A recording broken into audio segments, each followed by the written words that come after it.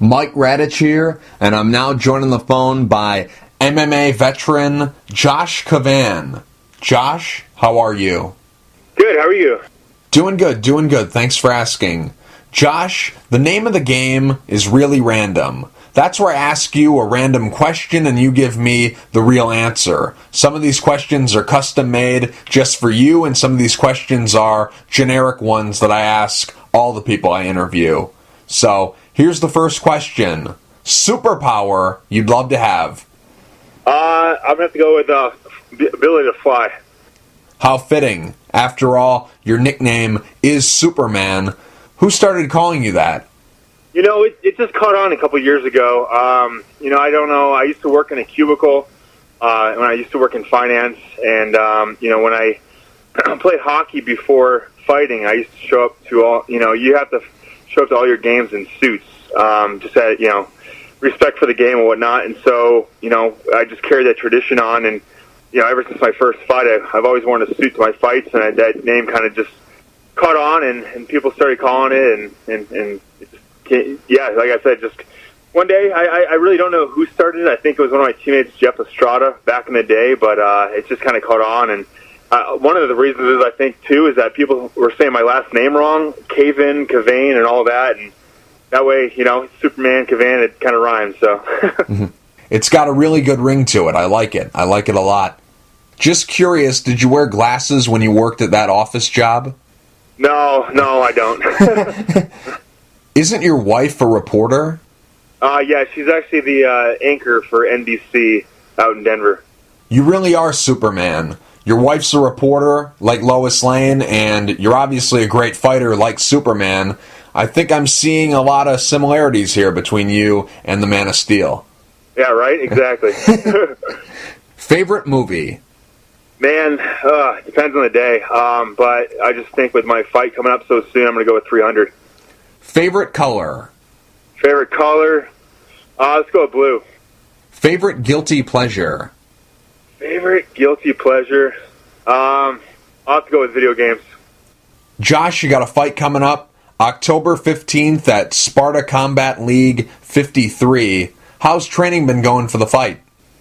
It's been awesome. I just I took about a week or 5 days to a week off since my last fight, and I just got back right into training. I felt really good, and just wanted to carry that momentum over. Training has been it's been insane. It's been great, but it's been extremely tough. Got a lot of top level guys training with over at Factory X, and doing my strength conditioning over at Lando Performance. So it's definitely been very tough, but it's exactly what I need to become victorious in 2 weeks. You mentioned that you're training out of Factory X. When was the last time you trained at Team Wildman? That was about 2 years ago or so. Oh, so it's been a while. Yeah. When was the last time you saw/talked to Thomas Denny? Because I haven't heard anything about him in a very long time. I interviewed him about 4 years ago when he was getting ready for a fight against Carl Parisian, but since then, I haven't heard anything. So, when was the last time you saw him? I believe he's still coaching. There's still a team down there. I just needed to, for my own professional growth, and just needed to make a change. No, he's still out here and coaching. Colorado has always been a great mixed martial arts market. It's the birthplace of the UFC. UFC 1 and UFC 2 took place there. They've always had a great regional circuit. Shows like Ring of Fire, they were always a staple for Colorado MMA. Now we have great regional shows like Sparta Combat League and other shows like RFA. Not a Colorado-based promotion, but a show that has done a lot of shows in Colorado. Then occasionally you'll have Bellator and World Series of Fighting and all these other shows come to the market and put on great events. So Colorado has always been a hotbed, and now it's getting to where you can just throw a rock and hit a great fighter or hit a great coach or hit a great gym in that area. It's just that kind of market. So Because there's such a great amount of high-quality gyms that you could have gone to, why did you decide to go and train at Factory X? What was it about that gym that made you say, this is where I want to be, this is the gym for me? There were a few different things. It's kind of funny. I actually fought Brian Camozzi, who actually just won the RFA belt at 170. Mm-hmm. And we actually won Fight of the Year back in 2014. But no, I got married and moved. We live in Highlands Ranch. The gym's pretty close by. There's a lot of, I have a lot of friends on that team as well. I like the team structure, and and I just felt, I looked at a few different places, but deep down in my heart, I felt like that was the place to go. Who's going to be cornering you for the fight? Do you know yet? It hasn't been solidified. I'm hoping, my head coach, Mark Montoya, and usually I have either one of my teammates, Ian or Brian, corner me. I know Ian's fighting that night, so I'll probably have Brian, and then I'm hoping Chase, my jiu-jitsu coach, Chase Hackey, he's actually supposed to have a baby either a few days prior or right about the same day as my fight. So I'm hoping he'll be able to make it, but if not, I'm sure we'll find someone else. I also have my jiu-jitsu instructor, JJ Pugsley, as well. I know you're a very big draw in Colorado. So what kind of crowd are you expecting for the fight? How many tickets have you sold for the event? I'm expecting a pretty big crowd for this one. The Denver Coliseum, I've never fought at. It's a pretty big venue. I've seen some hockey games out there. They had some minor league hockey games, and it's quite a big venue. This is probably the most amount of tables I've ever sold. I'm expecting a huge crowd to be there.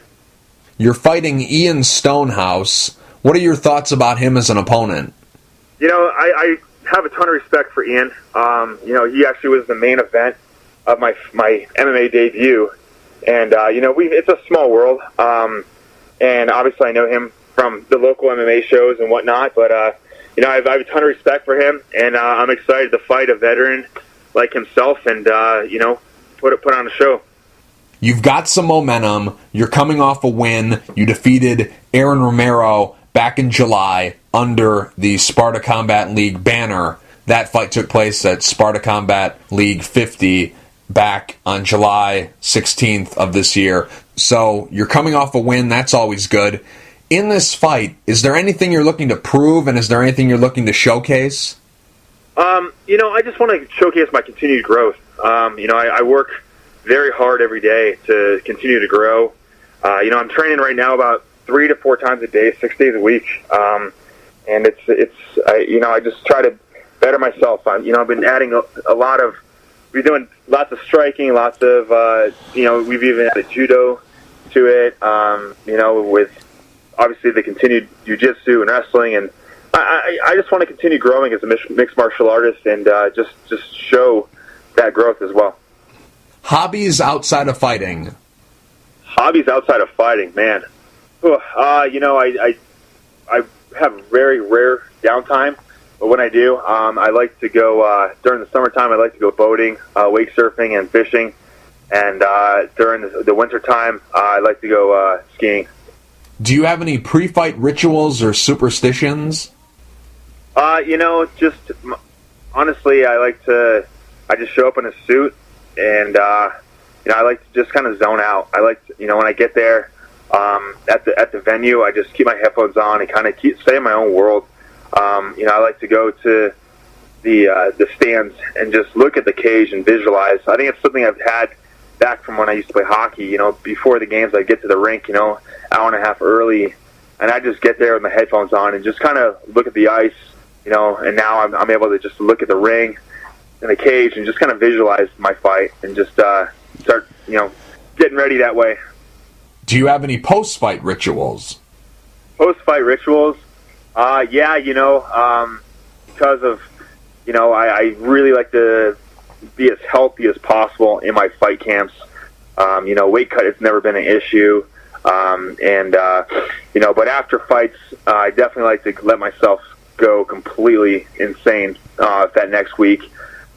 We do a thing where we do an epic cheat meal day, and I've even had days where, my wife and she's just in awe about how much I can eat, and we've, stopped at 7 different restaurants and had a huge meal at each one of them, and, just try to eat as much junk food as possible after fights. What does an epic cheat meal day consist of for you? Let's just say, for instance, you'll start with a couple donuts in the morning, and one day we were going to Fort Collins, which is about an hour or so from here, and we stopped, and I had the weirdest cravings for Burger King, which is I've never craved Burger King, but got a double Whopper with a large fry and a drink. And we stopped and we got a pound of mussels and cheese platter, and I forgot what else we got there. And then we went to a pizza shop and had these slices of pizza were about the size of a plate, and I've had about 2 of those.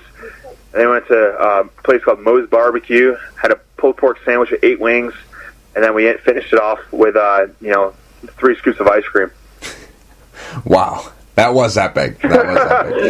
So, it's you really kind of the last couple weeks to a month. I mean, you really tighten up that diet, and I don't want to restrict myself of stuff, but I give my body the nutrients it needs. But just from eating so clean, you crave that kind of stuff. What are you craving this time around? After this fight on October 15th, what's this epic cheat meal day going to consist of? I'm not sure yet. It usually happens, those cravings start happening during fight week. Mm-hmm. Okay. Not sure, but I'm sure it's going to be something cheesy. How's the weight cut down to welterweight? It's easy. Okay. I walk around about 185, 190 during the week of. I usually cut about 3 to 4 pounds a day of. So it's really pretty easy. Mm-hmm. I thought so, because you always look really healthy on the scale. You don't look like one of these guys who looks like Skeletor. You look normal. I like to, and I've got my walk-around weight a little lighter. My strength has continued to increase, but my walk-around weight is a little lighter than it used to be, like I said, about 185, 190, which is, I feel is a lot better. I have a lot more cardio, more speed. I just feel healthier in general. What motivates you in life and in fighting? It's both. My biggest inspiration is my family. My mom, my dad, my future with my wife, and, our potential little ones if we decide to have them. That's my biggest inspiration with fighting and with life and with everything. Besides fighting, what are you passionate about? Oh, man. I just, honestly, I'm passionate about, I guess, like I said, I used to play hockey. I love that.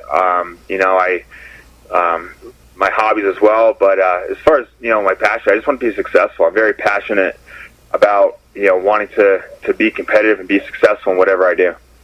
You're a former hockey player, and before you got into MMA, you were working a regular job, you were working in finance, you were working the office job. Why did you decide to not play hockey anymore, and why did you decide to give up your job, give up your day job working in finance, and pursue a career in mixed martial arts? What was it about the sport that sucked you in? Was it you were kind of getting tired with hockey, it wasn't doing it for you anymore, you weren't really feeling it anymore with hockey? Was it something where you were a fan of mixed martial arts and you're like, you know what, I gotta try that. I can't be that guy who's 75, 80 years old saying, oh, I wish I would have done it, I wish I could have did that, or I should have done that, doing one of those numbers? Why exactly did you decide to get into MMA? Yeah, so it's kind of a couple things, but I tried to go pro in hockey for some time, and I actually ended up playing a few games in the Eastern Pro Hockey League before the league folded. Back when the stock market crashed in 2007, and that's kind of where things kind of moved around and changed. Actually, I think it was about 2008 or so. But I tried to go pro out here and get a look out here, and it was just a lot of politics and stuff, and it really turned my fun and passion of the game and kind of made it bitter. And I stopped loving it as much as I did, and but I still felt that competitive. I wanted to be competitive and had that drive, and I wasn't getting that, obviously, working in an office job that, and it just wasn't, I honestly don't think it was what I meant for, and it was a comfortable job, and, it was I met a lot of great people with it, but I just, I wanted for more, and so I actually coached my brother his senior year in high school, had an opportunity to coach him, and I was a head strength conditioning coach, and also the offensive coach, and there was a MMA gym down the road from the rink, and so that's where I, would train the guys in strength conditioning. I'd take some classes here and there and whatnot, and that's kind of where, like we talked about in the past, where I ran across Thomas Denny and Brian Baker, Marcus Edwards, and all those guys, and I started training with them, and the training turned into fighting, and I started doing both, fighting and working full time, and it was a grind. I was getting up at 5:30, getting to work it's about 6 o'clock or so, and it was kind of funny. I trained twice after work, and so I'd make sure it's that office job definitely had its stressful moments. And so, the guys would laugh at me, but I'd pull a George Costanza and log out. Instead of going to lunch, I would go under my desk and take a nap. And then I'd wake up, log back in, and finish my lunch at my desk while I was working. And it just got to a point where, the competition, and I know this is the only time in my life where I could pursue this 100%. I can't do this in 20, 30 years. And I can always go back to an office job, down the road, and not burn any bridges. And the amount of opportunities and people that I've met while doing this has been incredible. It's definitely scary. I'm not gonna, it was extremely scary, and it still kind of is, just that unknown and pursuing your dreams. But I don't want to be 85 looking back and just saying, what if, How long ago did you quit your job and start doing MMA full time? I think it was about 3 years ago. Okay. Did you get into a lot of fights while you were playing hockey? Yeah. I was kind of more of like the guy that goes and sets the tone for the team. The enforcer. Not necessarily the enforcer, but I would definitely throw down. I would go out there and just I would focus more on hitting guys and putting them on their butt than actually scoring goals. Oh. But it was me and a couple of my line mates, and we would just go out there and kind of create havoc. And I definitely had my fair share of fights in hockey as well.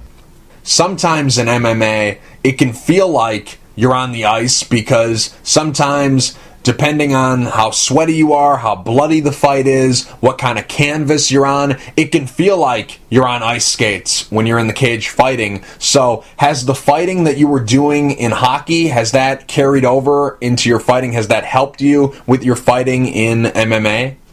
Back in 2011 against a guy named Travis Peak, and he put his knee through my face, and or actually through my head, and there was so much blood that we were actually skating. It almost looked like we were skating in the ring. But no, a lot of the stuff that transitioned from hockey actually was just the coachability, the athleticism, and also the toughness. Obviously, you kind of just you go out of anger, you grab the guy's jersey, and you just kind of wail. And now with MMA, there's so much technique to it that it really, the toughness transfers over, but it really is more of the coachability and the athleticism that transfer over from hockey. When you decided to quit your job, you did what you had to do. You had to level the playing field. All these guys who are, training 3 to 4 times a day like you're doing now, you can't be working that full-time job and be on the same level as those guys. You have to, level the playing field and keep it as even as possible, and you have to make sure that you have everything on that list checked off so you can have a successful career. So you had to do what you did. But a lot of people would say right now, because you're not in the UFC and you're not in a big show, they would say that, you probably should have stayed working, just keep making money and just do this job until you make it into the UFC. But obviously you had to do what you had to do. But since it's been a few years since you decided to go in full-time on MMA, would you say that it's been, a success? Do you think that it's been the right decision as of now? I know the journey's not over yet, but as of today, would you say that you made the right decision? Absolutely. And the reason being is, I'm not where I want to be and where I thought I was going to be at this time. I've had some setbacks with stuff, but a lot of it is a lot of personal growth as well. It's not just how successful are you in MMA. It's the lessons that you learn in life as well. And I've definitely grown tremendously as a fighter and as a person. And those lessons that I've learned, I never would have learned if I wouldn't have gone after this. Over the course of your career, if you combine your pro record and your amateur record, a majority of your wins are by submission, and you're very slick on the ground. You have one of the best Peruvian neckties I've ever seen. If anyone's listening who hasn't seen that submission that Josh pulled off, go to YouTube right now and search Josh Cavan versus Michael Riggs, and it's one of the best Peruvian neckties you'll ever see. And a majority of your wins, like I mentioned, are by submission, but recently you've fallen in love with TKOing guys. Your last 3 wins are all by TKO, so what do you like to win a fight with better, a knockout or a submission? I don't really care, either one. We're in MMA. I love it all. My biggest thing is I want to go out there and perform well and come out with that victory, either way. In your 19 pro fights, you've had a lot of great moments. You've had a lot of great fights. You've been up for Fight of the Year in the state of Colorado numerous times. You've won that award numerous times. So, as of today, what do you consider your biggest win? Fight related, I would probably say the Travis Peak fight. I think that was the night where I really had to dig deep and believe in myself, and I think that was the night I felt like, okay, yeah, I'm an MMA fighter. In the 19 fights that you've had up until this point, have you had the perfect fight yet? Have you had that performance that you can point to and say, you know what, if I show up like this every time, no one's going to beat me? Have you had that perfect fight yet? And if so, what was the fight? I don't know about perfect, but, there have been some fights, including, I would say my last fight. I was pretty happy with the results of what happened. I was going against a pretty, really, really good striker on Aaron Romero. We stuck to the game plan and was able to use that pressure and go for that takedown and just continue ground and pound until there was that victory. And I was pretty close to sticking to the game plan as much as possible, except for the one punch that I took that split my eyebrow open. But it's a fight. It's MMA. You're always going to try to strive for that perfect performance. I don't know I don't know. I really don't think if anyone would be satisfied with a perfect performance out there, because I feel like there's always better, and especially if you grow every day as a fighter, you're going to see things back where, like, even a couple years ago, oh yeah, I did awesome this fight, but then you look back, you're like, well, I'm a lot better than I used to be, and I could have done better there.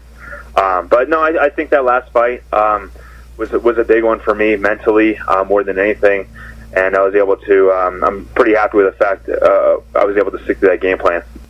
What would you rather be? Would you rather be the best fighter in the world, or would you rather be the highest paid fighter in the world? What means more to you, glory or wealth? I would say best fighter in the world. I'm sure the best fighter in the world is making enough money to make a living. If highest paid fighter in the world, if I were going to say that, I was like, I quit my finance job to pursue this and to make the least amount of money as I've ever made in my life. So I would go with best fighter in the world. MMA is a very rough and tough sport. Injuries happen all the time. You've suffered a few injuries during your career, a few major injuries during your career. You tore your ACL, you tore your MCL, and you had a bulging disc in your back. What would you say is the worst injury you've had during your career? Man, you do your homework. I like it. It was definitely that ACL. It was, and the thing that sucked the most was I just quit my job to pursue my fighting career, and I had a loss that I had a bulging disc, and I was out for about 4 months, and I finally got cleared with that, and we're working on the next fight, and the next steps about what to do. And the following week is when I tore my ACL, right when I got back from my neck injury. And, mind you, like I said, that's right after I, quit my job. And so I was out for a full year with my injuries back to back. And it was a lot. It was that was definitely a lot of, character building there. Not only for me, but for, now my wife and I. But, she was my girlfriend at the time, and it was very trying. She was getting up early in the mornings to go to work and was getting out, come home, take care of me.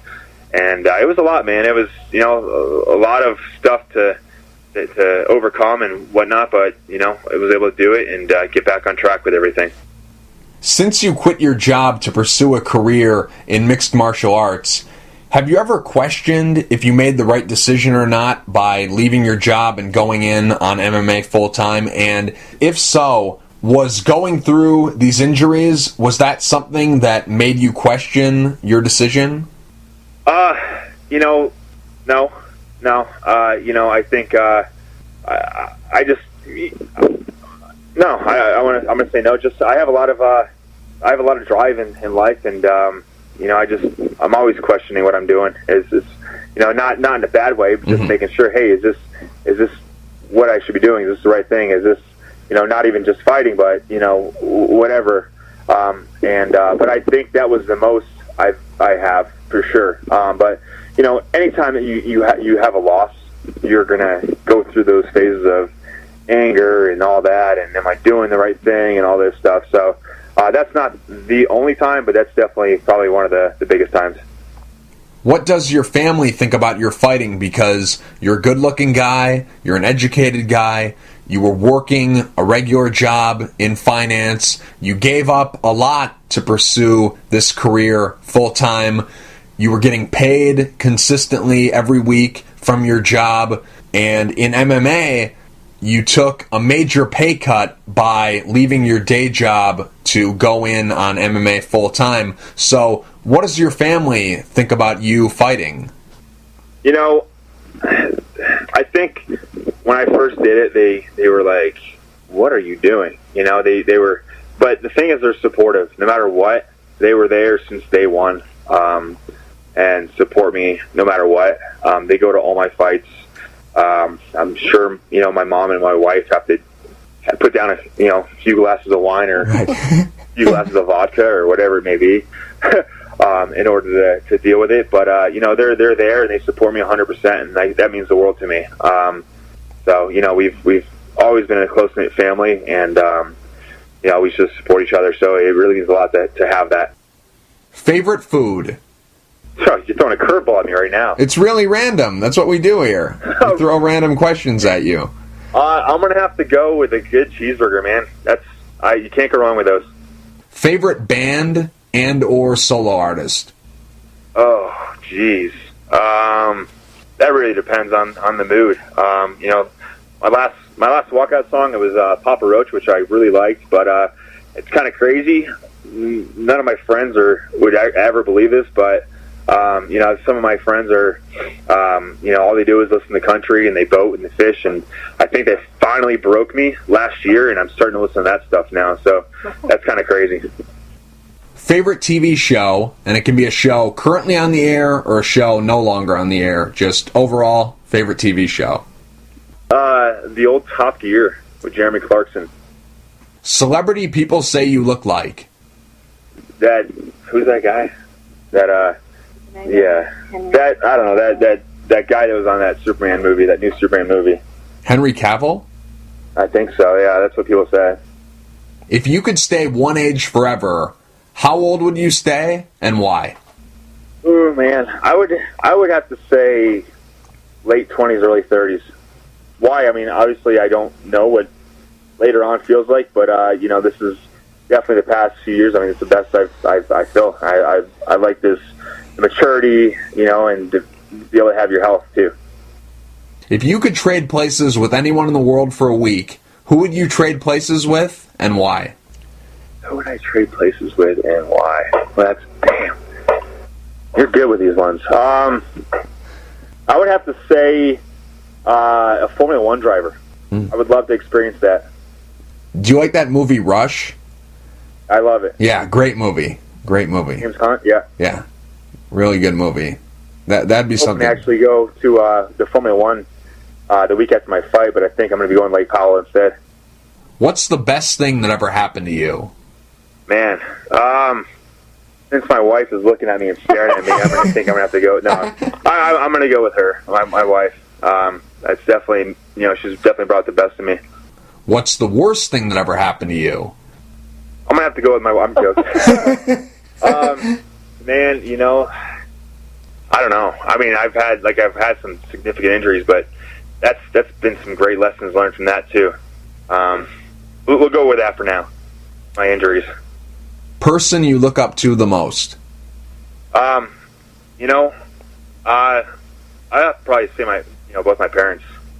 Just the fact that, they've gone through some they've always supported us and done whatever it takes to make things work. And I hope, when later on, if I decide to have kids and have a family, I hope that, I can be like that. Some people are afraid of spiders. Some people are afraid of heights. Some people are afraid of the dark. What are you afraid of? I would say heights and failing, but not failing enough to, not try. Time period you'd like to go back and visit, and why? Probably the cowboy days. Back, one of my favorite movies. Going back to one of my favorite movies you mentioned earlier, I love Tombstone. Oh, great movie. Oh, yeah. Amazing movie. So I would like to kind of, see what that's all about.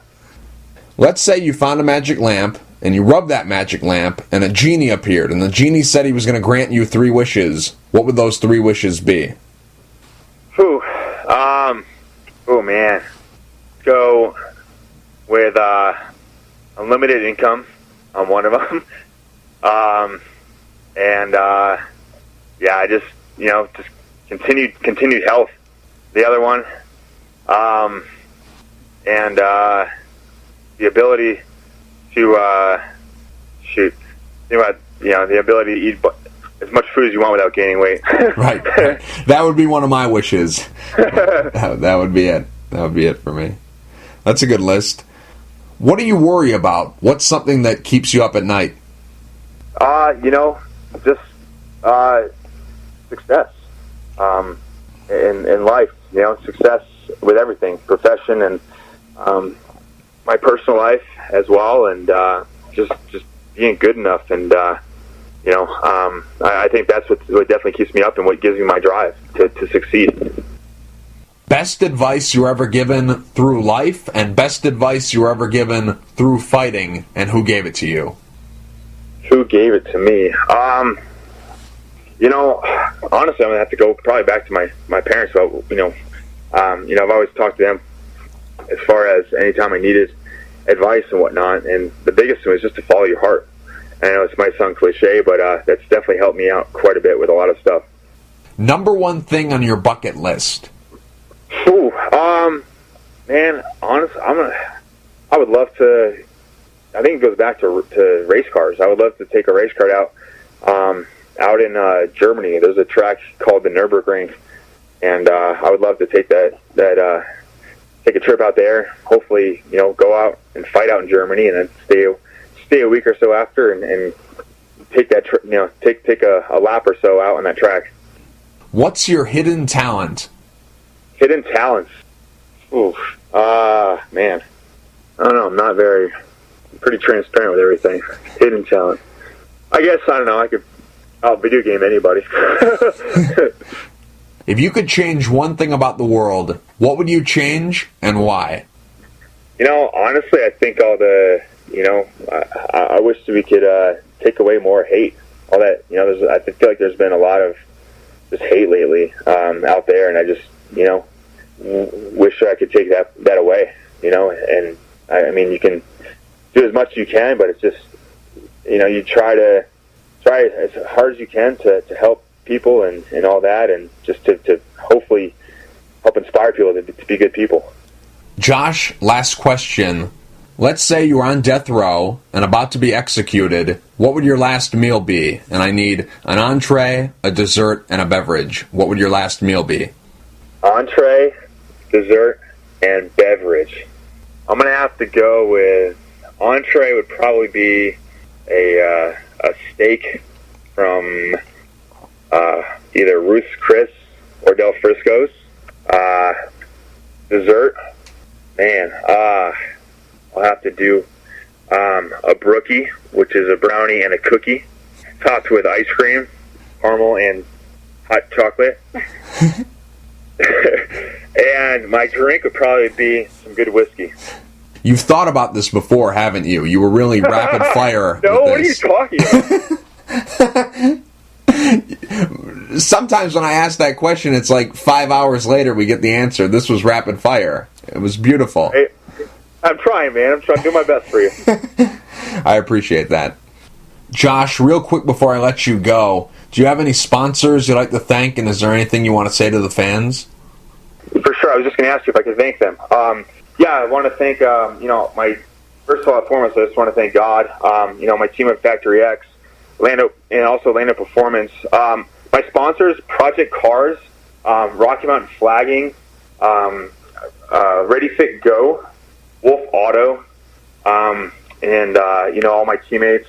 And I think that's pretty much it. My family and my friends, all my fans.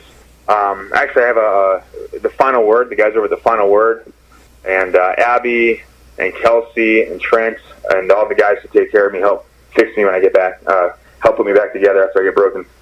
Josh, thank you for taking the time to talk. I really appreciate it. Good luck. October 15th at Sparta Combat League 53 against Ian Stonehouse. Mike, thanks a lot, man. I appreciate it.